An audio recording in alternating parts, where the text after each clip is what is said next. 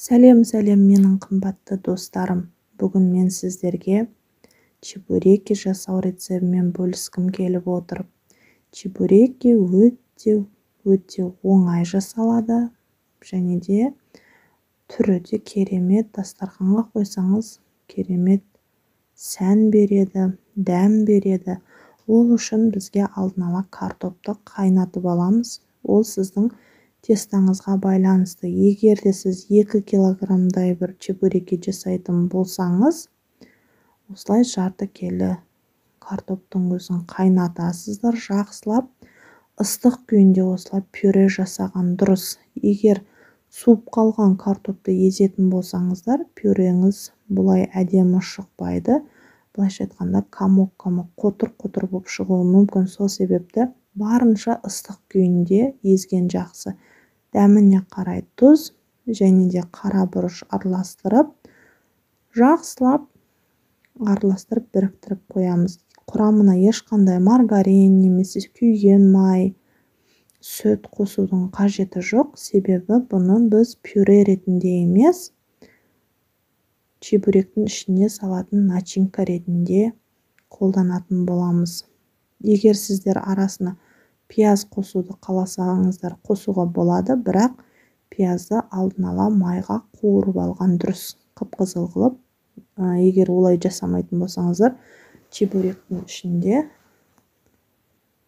пияздарыңыз тіріде жүруі мүмкін, себебі чебурегіміз өте тез пісіп қалады. Екінші кезекте бізде ол тесто, яғни қамыры. Видеода көріп тұрғандарыңыздай қайнаған судан 300 грамм су, тұз дәміне қарай және аздаған майонез немесе қаймақ қосып илейсіздер. Артық қамырды қопсытқыш сода, разрыхлитель деген нәрсенің еш нәрсесі керек емес. Біз қамырды қайнап тұрған суға жасап жатқандықтан қамырыңыз қолға жабысқақ болып шығады. Және оның жабысқақтығын кетіремін деп, ұнды көп қып салып илей берудің қажеті жоқ. Қамырды 5 минут, 10 минут демалдырсаңыз, қамыр өзіне судың барлығын сорып алып, біраздан соң бір қайтарып барып жасасаңыз болды. Қамыр сомен өзіне керегін қызметін арқарай өзі де атқара береді. Мінеке, қамырым дайын, біршама қолға жабысқақ болды да, мен 5-10 минутқа дайын демалдыруға қойып қойдым. Мінеке, 10 минутым өтті. Қамырымды бір қайтарып алдым да, және қамырды өзіңізге ыңғайлы етіп 2-3 бөлікке бөліп жайған дұрыс. Солай кеңес берер едім. Жоқ, мен үлкен зуала қып жая беремін десеңіздер, онда қасыңызда көмекшіңіз болған дұрыс. Себебі қамыр өте жұмсақ болғандықтан әбіржіп қалуыңыз мүмкін. Өзімде сондай болған өз практикамда. Сол себепті чебурек жасаған кезде мен қамырды барынша 2-3 бөлікке бөліп жаямын. Мінекей, қамыр өте жұмсақ болғандықтан оңай, тез жайылады. Қамырды барынша арасына ұнды көп қосып жаясыздар, немесе әбіржіп қалуыңыз мүмкін. Бірақ соңғы айналым кезінде ұнды сеппеген дұрыс. Себебі қамыр бір-біріне бірікпей қалуы мүмкін. Және чебуректеріңіз өте керемет пузырчаты болып шығу үшін қамырды жұқалау етіп жайған дұрыс. Ол чебуректің, былайша айтқанда, фишкасы. Өте қатты жұқа болып кетпеу керек. Диаметрі, қалыңдығы 1-1,5 мм болса жеткілікті. Сонда қамырыңыз өзі майға піскенде пузырчаты болып піседі. Оған ешқандай сода, разрыхлитель салған жоқпыз. Сонда да қамырдың өзі солай пісіп шығады. Себебі біз бұны қайнаған суға иледік. Мінекей, қамырым дайын. Енді қалаған пішімге салып жасаймыз.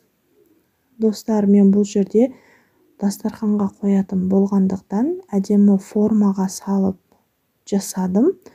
Ал үйде балаларға жай ғана шай ішкенге уақытым тығыздау кезінде екінші түрін қолданамын. Ол деген сөз, мен қамырды мантыге кескендей қылып, ірі кубик түрінде кесемін де айналасын шанышқы, яғни вилкамен біріктіріп шығамын. Ол жерде қамырдан ешқандай да отход қалмайды. Ал егер осы түрінде жасайтын болсаңыздар, әдемі формаға арнайы кескіш құралды қолданып, бұдан да отход қалмайды.